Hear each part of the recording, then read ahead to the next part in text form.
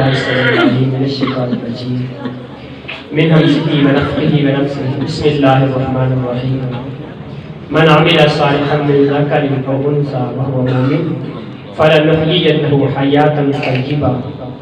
وَلَنَجْزِيَنَّهُمْ أَجْرَهُمْ بِأَحْسَنِ مَا كَانُوا يَعْمَلُونَ صدق اللہ العظیم۔ بیان انشاءاللہ شیخ مکرم کا ہوگا۔ اصل میں ہم قصور سے ایک میٹنگ سے واپس آ رہے تھے، میں بھی شیخ صاحب کے زیر سایہ اس میٹنگ میں تھا، تو چونکہ ادھر پروگرام تھا تو مجھے بھی یہ سعادت حاصل ہوئی ہے آپ احباب کی زیارت کی اور شیخ مکرم کا بیان انشاءاللہ سنوں گا۔ تو میری یہ خواہش ہے کہ چونکہ ٹائم بھی کافی ہو چکا ہے تو شیخ صاحب بیان کریں، باقی آپ احباب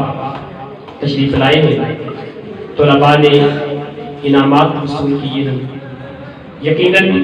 اس وقت جو دور چل رہا ہے یہ بہت زیادہ فتنوں کا دور ہے، اور انہی فتنوں کا مقابلہ کرنے کے لیے آسمان سے فرشتے نہیں اتریں گے، یہ ہم لوگوں نے کرنا ہے، اور انشاءاللہ یہ کتاب و سنت کی روشنی میں فتنوں کا مقابلہ ہوگا۔ جس طرح کہ آج کل دین سے دوری کا فتنہ ہے، بے رہنمی کا فتنہ ہے، گمراہی اور جہالت کا فتنہ ہے، دین سے دوری کا فتنہ ہے، فحاشی کا فتنہ ہے، اور بہت زیادہ فتنے جو کہ دن رات اپنی محنت میں لگے ہوئے ہیں، اپنی کوشش میں لگے ہوئے ہیں، اور شاید ہمیں اس کا اندازہ بھی نہیں کہ وہ کہاں سے کس قدر خطرناک وار کر رہے ہیں۔ خطرہ ہوتا تھا کسی وقت کہ میرا بیٹا اگر میں وہابی ہوں میرا بیٹا دیوبندی نہ بن جائے، خطرہ ہوتا تھا کسی وقت اگر میں دیوبندی ہوں تو میرا بیٹا بریلوی نہ بن جائے، مسلک کی تبدیلی کا خطرہ ہوتا تھا۔ لیکن اس وقت جو خطرہ ہمارے سامنے منڈلا رہا ہے، جو بے رہنمی کا، جہالت اور ضلالت کا ایک سیلاب امڑتا چلا رہا ہے،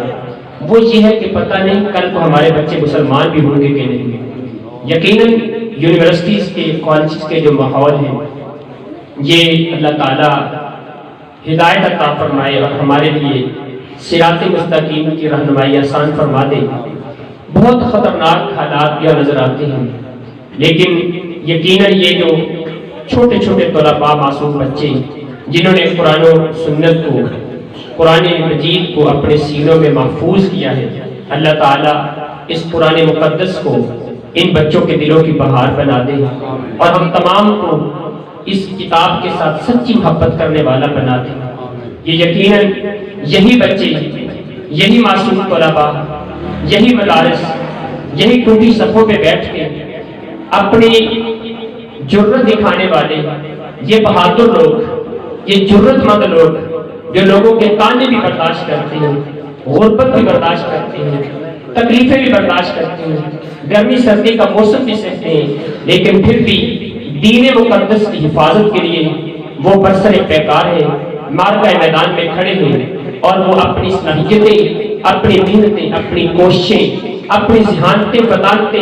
اس دین کی سربلندی کے لیے وہ وقف کر رہے ہیں۔ میں ان کو سلوٹ پیش کرتا ہوں، اور آپ احباب کو کہ جنہوں نے اس کا انتظام کیا ہے، اللہ تعالیٰ آپ سب کی محنتوں کو قبول فرمائے، ان بچوں کو اللہ تعالیٰ دین اسلام کا بہت بڑا خادم بنائے۔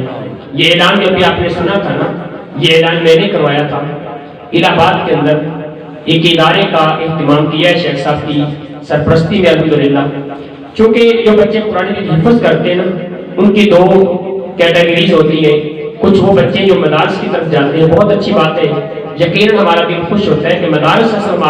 ہماری لائن ہے، اور یہی لائن ہمیں اختیار کرنی چاہیے۔ لیکن پھر بھی بسا اوقات والدین کا ایک شوق ہوتا ہے، بچوں کا ایک ذہن ہوتا ہے کہ ہم نے بچے کو مدرسے میں نہیں بھیجنا، ہم نے سکول پڑھانا ہے۔ ایسے بچے جب سکول میں جاتے ہیں نا، وہ قرآن مجید بھول جاتے ہیں، کیونکہ سکول کے اندر منزل کا اہتمام نہیں ہوتا، انہیں ماحول وہ نہیں ملتا، گھر کے اندر وہ ماحول نہیں ملتا۔ تو یہی درد لے کے، سوچ اور جذبہ لے کے ہم نے اس ادارے کی بنیاد رکھی ہے کہ جو بچے سکول ہی پڑھنا چاہتے ہیں اور قرآن مجید حفظ بھی کر چکے ہیں،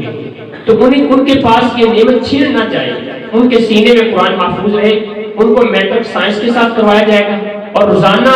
کی بنیاد پہ ان کی منزل کا اہتمام بھی ہوگا، قاری صاحبہ موجود ہوں گے، اور تجوید کے بنیادی قواعد اور دین اسلام کی جو زندگی گزارنے کے آداب ہیں دین کے، وہ بھی انشاءاللہ ان کو سکھائے جائیں گے۔ لیکن یہ صرف ان بچوں کے لیے ہے جو واقعتاً سکول پڑھنا چاہتے ہیں. باقی میں پھر بھی بار بار یہی کہوں گا کہ ہماری اصل لائن، ہمارا اصل رخ وہ مدارس ہیں. مدارس دین کے کڑے ہیں، انہی سے دین محفوظ ہے، ان کو اختیار کیجئے. اللہ تعالیٰ سے دعا ہے اللہ تعالیٰ عمل کی توفیق عطا فرمائے.